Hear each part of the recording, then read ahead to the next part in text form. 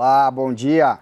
São 11 horas e 36 minutos e estamos ao vivo dos estúdios da B3 em São Paulo. Este é o programa Dinheiro na Semana, o seu ponto de partida semanal na economia. O tema do programa de hoje é a prevenção à corrupção. Hoje é um dia muito importante. O Tribunal Regional Federal da 4ª Região analisa os embargos apresentados pela defesa do ex-presidente Lula.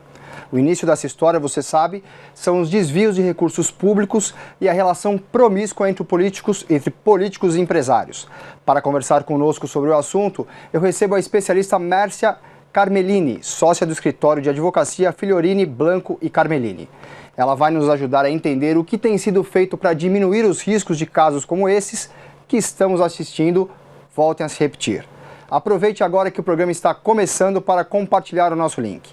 E vá até o botão seguindo na nossa página no Facebook para habilitar a ferramenta de alerta e saber de todos os nossos vídeos ao vivo. Primeiro, vamos para o nosso telão ver quais são as informações quentes que começam a movimentar a economia nesta semana. O giro de informações começa com o Ibovespa.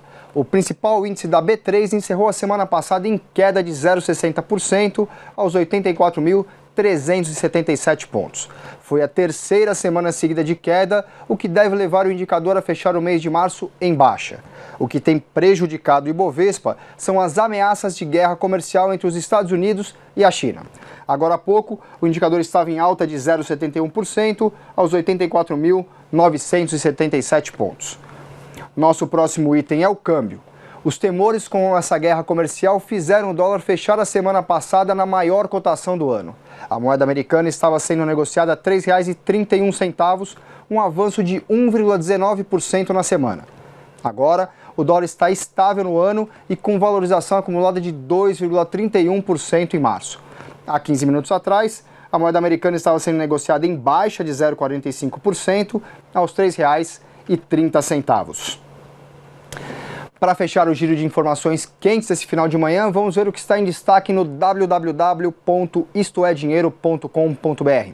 A manchete do site da Dinheiro é o Tribunal da Lava Jato, que julga hoje o recurso decisivo de Lula, mas aqui à minha direita o Congresso prorroga 9 medidas, incluindo a MP da Eletrobras, e o primeiro bloco da entrevista com Roberto Medeiros, presidente da Múltiplos, no programa Moeda Forte. E a principal reportagem da revista Dinheiro desta semana é o Facebook. A rede social de Mark Zuckerberg estava na berlinda por conta das notícias falsas. Agora, dados de 50 milhões de usuários foram usados ilegalmente para influenciar a eleição de Donald Trump e o referendo do Brexit.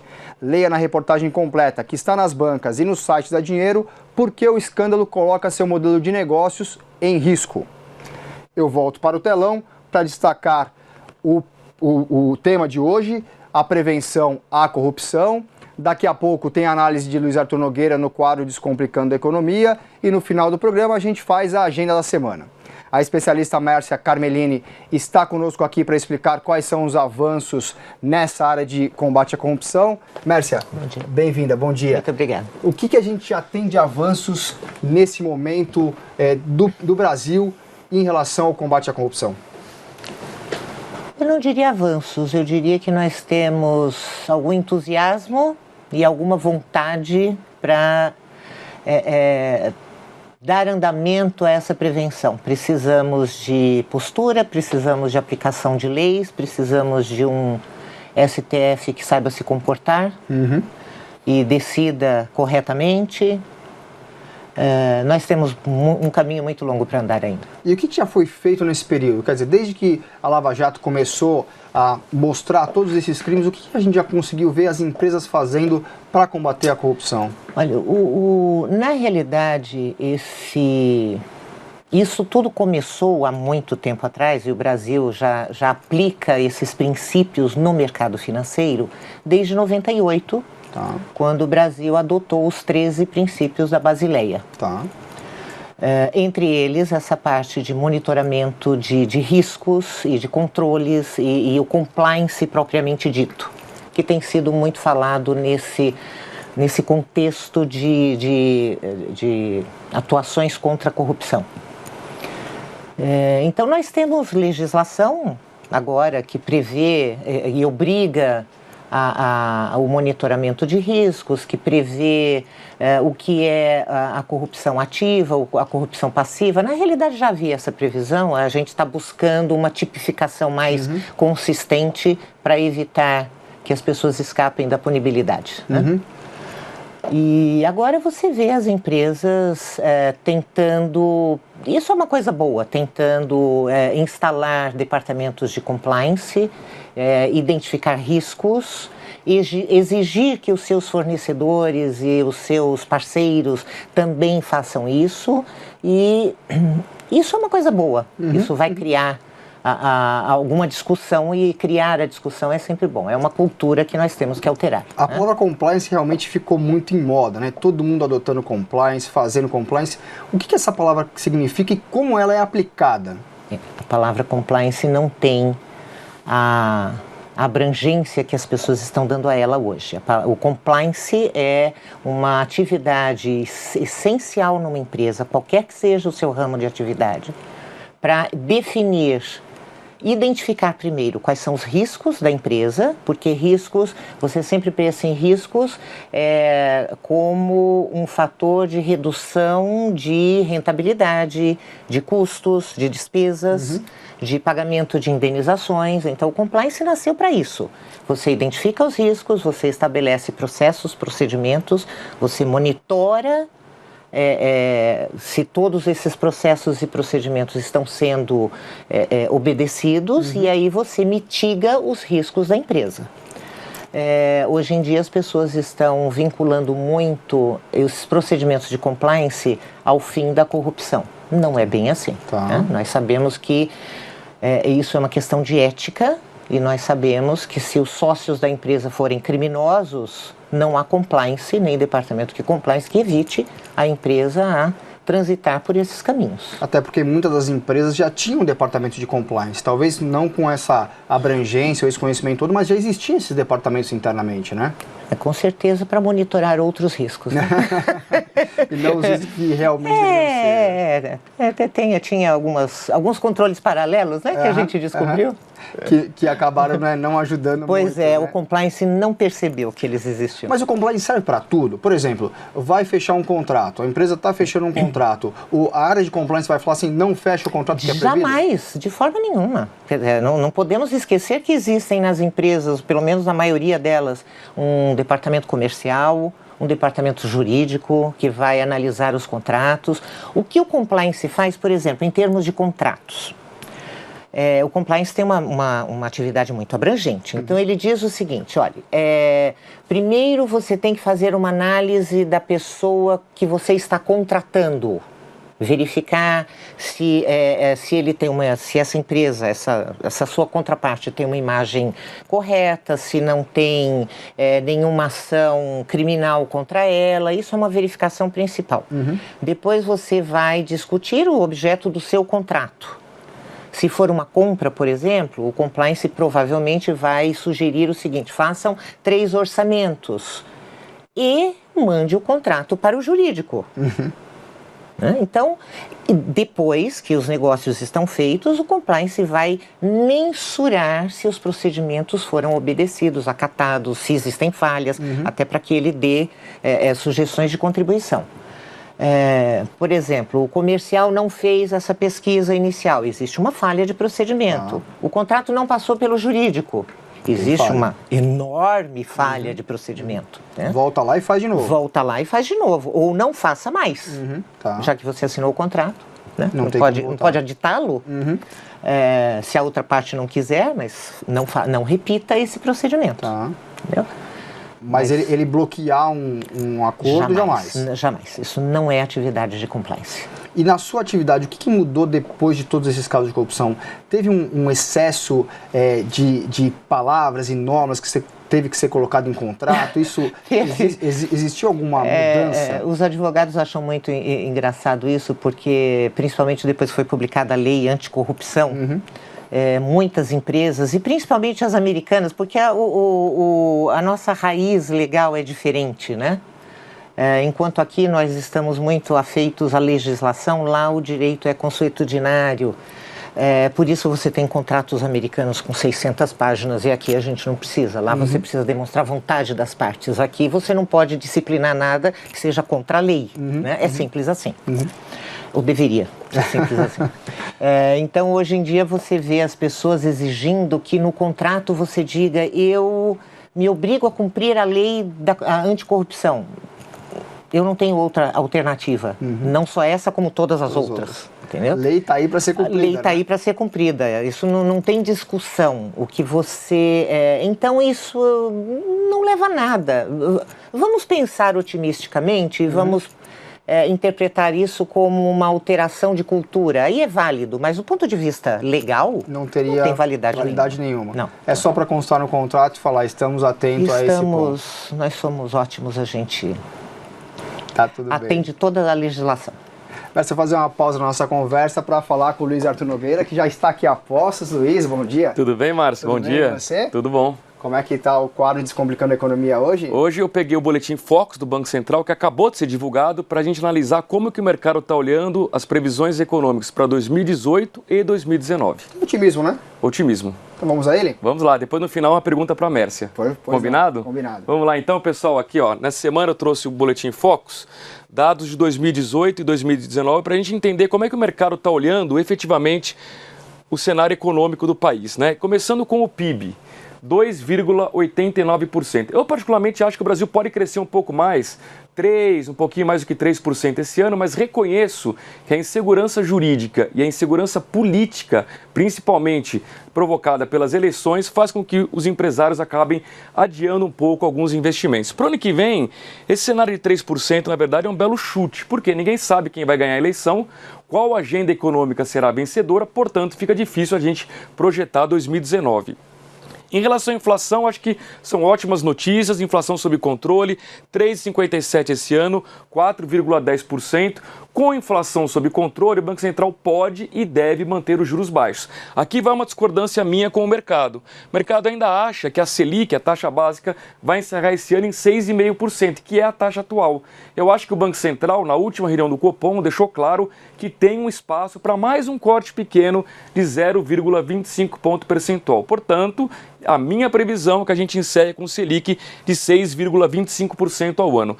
No ano que vem, 8%, eu acho um exagero. Dado que a inflação está sob controle, por que o Banco Central teria de elevar tanto a Selic? Não vejo necessidade, até porque, convenhamos, a nossa economia não está decolando. E por fim, o dólar aqui, ó, 3,30 esse ano, 3,39 ano que vem. Qual é o recado do mercado financeiro? Um dólar estável. Só que essa estabilidade depende de dois fatores. No âmbito interno da eleição, não pode ganhar nenhum candidato populista, nenhuma agenda populista, caso contrário o dólar pode disparar. E no âmbito externo, vai depender de eventuais loucuras do presidente americano Donald Trump. Se elas acontecerem, o dólar sobe. Se elas não acontecerem, o dólar fica num patamar equilibrado. Tá bom, pessoal? Eu volto na semana que vem com mais um Descomplicando a Economia. E agora uma pergunta para a Mércia. Tudo bem, Mércia? Tudo bem. No começo, você mencionou a questão de as grandes empresas poderem, inclusive, exigir compliance dos fornecedores, né? O que eu acho muito interessante. Na prática, isso ocorre? Quer dizer, as grandes empresas já entenderam que um escândalo de corrupção que envolva um fornecedor dela pode, inclusive, manchar a sua própria imagem? Já entenderam. E esse mecanismo já está sendo utilizado. Você tem uma cadeia de exigências hoje e isso é uma coisa muito boa. Porque nós estamos falando basicamente de ética e de cultura, né? Não se muda uma cultura em tão pouco tempo. E essas exigências são bastante benéficas, porque um vigia o outro. E, Marcelo, das empresas que estão muito envolvidas nesses casos da Lava Jato, Petrobras, Eletrobras, JBS, enfim, todas essas grandes empresas, Odebrecht, alguma delas está fazendo melhor a lição de casa do que outras? Todas estão fazendo. Mas elas se desviaram, não a Eletrobras, porque não tem como desviar a atividade, tá? Mas na parte privada, Odebrecht, as construtoras, elas todas estão fazendo. Elas hoje tentam divulgar ao público uma imagem que parece até que elas mudaram de setor. Elas não estão mais nesse setor. Eu não sei nem se elas continuam nesse setor, porque elas estão com problemas tão graves que pode ser que não continuem. É isso. Mas eles adotaram políticas firmes de compliance, de controles internos, provavelmente de auditoria. Ninguém fala na auditoria, isso aí. Mas a auditoria interna é a outra perna dos controles internos, que tem a ver com a governança corporativa. Não se pode falar só em compliance. Né? A gente tem que falar da participação dos acionistas. Isso tem que ser um movimento de cima para baixo. Então, os acionistas têm que ter ética, eles têm que contratar administradores que tenham ética, os administradores têm que organizar esses departamentos todos e instruir os seus funcionários. Então, estar em compliance é alguma coisa de individual, de cima para baixo. E só assim nós vamos conseguir chegar em... Bom, vamos precisar implantar o compliance e a auditoria nos tribunais também.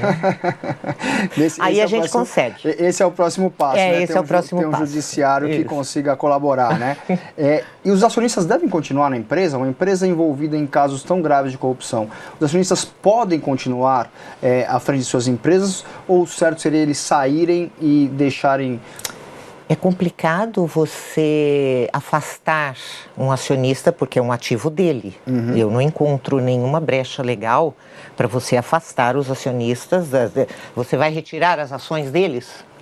O que poderia haver, e isso é uma coisa que sempre me preocupou, a gente sabe que o crime, as pessoas que estão analisando o crime, combatendo o crime, não se preocupam com a outra área societária, por exemplo. Eu acho que essa foi uma falha não consciente. Foi uma falha inconsciente e que deveria, se tiver outros problemas, né? As coisas, esse negócio parece que não acaba, né? Mas a promotoria, o pessoal da Lava Jato deveria se preocupar com a parte societária. Eles deveriam fazer isso casado para proteger as empresas, para proteger aquele patrimônio e aqueles funcionários. Sem dúvida, sem dúvida. E deveria sim, nesse momento, até que se verifique as coisas, bloquear tanto os benefícios financeiros quanto os políticos. O voto, por exemplo, deveria nomear uma equipe para transitoriamente administrar a empresa, para que as empresas não acabem, né? Em função do crime o grande dos problema acionistas. É isso, né? Você destruir uma empresa, empregos, valor do país, isso acho que é o grande problema quando isso você é o grande problema. Mas isso pode ser evitado nas próximas, se houver. Espero que não haja, mas se houver...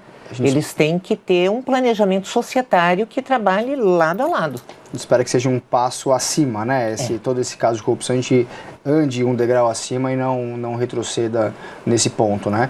Aliás, você comentou sobre o judiciário. Qual tem sido sua avaliação sobre a postura do judiciário hoje, que a gente tem o TRF4 julgando os embargos? Provavelmente o ex-presidente Lula possa ser realmente confirmada, né, a condenação dele em segunda instância. Como você tem analisado esse trabalho? Espera, né? Eu não tenho nenhuma crítica em relação à postura e nem às decisões do TRF4. Eu tenho sim em relação ao STF. Por quê? Eu preferia não assistir aquele show degradante. Porque nós estamos falando do maior órgão da justiça no país. E nós não merecemos isso, né? Então, se eles querem continuar daquela forma, por favor, não transmitam, não televisionem. Isso é um ponto a ser debatido, se valeria a pena, né, todo o tribunal, né, esse show midiático que aparece pela eu acho, eu não sei se notou, mas eu estou evitando falar do mérito das questões. Eu acho que ali mesmo essa questão da segunda instância, do trânsito em julgado, isso é uma divergência antiga, isso não é uma divergência nova. A questão é que a nossa frustração tem sido tão grande que a gente acaba vinculando os fatos e a postura deles também não ajuda, né? Então a gente acaba até fazendo uma avaliação pejorativa deles, porque eles permitem isso. Sem dúvida. Eles têm permitido isso. Pra você ter uma ideia, a gente fechou a revista na sexta-feira, foi almoçar, e o garçom, vendo a gente conversar sobre o que estava acontecendo no STF, veio falar pra gente que ele parou o que ele estava fazendo para assistir o que o STF estava julgando, porque é uma coisa muito importante para o país. Então, se a gente vê, né, uma pessoa que talvez de baixa instrução, que não tem um conhecimento jurídico que deveria ter, vendo a TV Justiça, é porque está tendo uma repercussão muito grande. Né? Muito grande. E não é Não é aceitável aquela postura. Não é aceitável um ministro... Virou música, né? Aqui... Tem uma música por aí, aqueles... Os memes não param. Isso não param. Isso a internet e o Marco Aurélio encerra eu tenho que viajar, tenho que ir para o Rio. Não queremos saber se ele quer viajar. Ele tem que cumprir a função dele ali, entendeu? Sem dúvida. Então é uma coisa que eu preferia não ver. Eu preferia ficar na ignorância. Será a mesma coisa falar com um cirurgião que ele não vai poder continuar a cirurgia porque ele tem um voo, exatamente, né? Então para no meio do caminho e continua. Ninguém quer saber E o compromisso era no dia seguinte. Sem dúvida. Dá para tomar um voo cedo, né? A gente então, consegue. Assim, o país não merece isso. Eu acho que eles precisam se cientificar, alterar essa postura, pelo menos fazer parecer que são sérios, se não forem, mas fazer parecer. Né? Bércia, você não está otimista com o STF, mas você está otimista com o combate à corrupção que tem sido feito no país? Eu não sei, eu gostaria de ver mais condenações, eu gostaria de ver os políticos presos. Prender empresários, prender pessoas que não têm foro privilegiado é muito mais fácil. Nós precisamos acabar com o foro privilegiado. Muito bem. Porque os dois lados são complicados, né? Não adianta o lado privado ter todo esse caminho, esse discurso, essas opiniões e o setor público não se encontrar. Não ter honestidade, não ter objetivos. Corruptos e corruptores precisam estar na mesma Precisam linha, né? estar na mesma cela, se possível. Eles podem conversar um pouquinho mais. Mércia, obrigado pela sua participação. Foi um prazer. Agora que a gente já soube tudo, já entendemos o que está acontecendo no combate à corrupção, vamos para a agenda da semana para saber o que de mais importante pode mexer com o seu bolso, os seus investimentos e os seus negócios. Hoje a França divulga o seu Produto Interno Bruto de 2017. No quarto trimestre é esperado um avanço de 0,6%. E no acumulado do ano, a expansão deve ser de 2,5%. Os resultados estão em linha com a previsão dos analistas, ou seja, de que os países da Europa continuam em crescimento, o que ajuda países periféricos como o nosso. Na terça-feira, o destaque é a ata do Copom, do último encontro realizado na semana passada. A equipe de Ilan Goldfein, do Banco Central, deverá trazer mais detalhes a respeito do balanço de riscos e do cenário de inflação. Por isso, a expectativa é de um novo corte de 0,25 ponto percentual, como lembrou o Luiz ali no quadro Descomplicando a Economia, para a próxima reunião que acontece em maio. Se isso acontecer de fato, a Selic vai ser de 6,25% ao ano. E por que o Banco Central está tomando essa decisão? Porque a atividade econômica está demorando para reagir, enquanto que a inflação continua bem baixinha. É isso que vamos ver no dado de quarta-feira, o IGPM de março, a inflação do aluguel. A expectativa é de um avanço sobre fevereiro de 0,1%, ou seja, bem pequenininha. Eu passo para a próxima tela. E o Brasil continua sendo o assunto principal com o desemprego. O IBGE divulga a PNAD contínua nesta quinta-feira, a pesquisa nacional que mede a taxa de desemprego do trimestre, que vai de dezembro a fevereiro. A expectativa é de uma estabilidade na comparação com o mês anterior. E para fechar a semana, de feriado nos países católicos, a informação para os negócios vem do Japão. Depois de uma queda de 6,8% em janeiro, a produção industrial japonesa deve registrar uma alta de 5,1% em fevereiro. Em meio a uma guerra comercial entre Estados Unidos e China, a recuperação das fábricas no Japão é um bom sinal para todo mundo. Chegamos ao fim deste Dinheiro na semana de 26 de março de 2018. Muito obrigado pela sua companhia. E fique ligado no nosso site todos os dias. Às 5h30 da tarde, Giovana Pagel e Priscila Arroio comandam o Dinheiro ao Vivo, com os principais assuntos e o resumo das informações do dia na economia. Nos vemos na próxima segunda, no mesmo horário, às 11h30 da manhã. Boa semana, bons negócios e curte seu feriado. Tchau!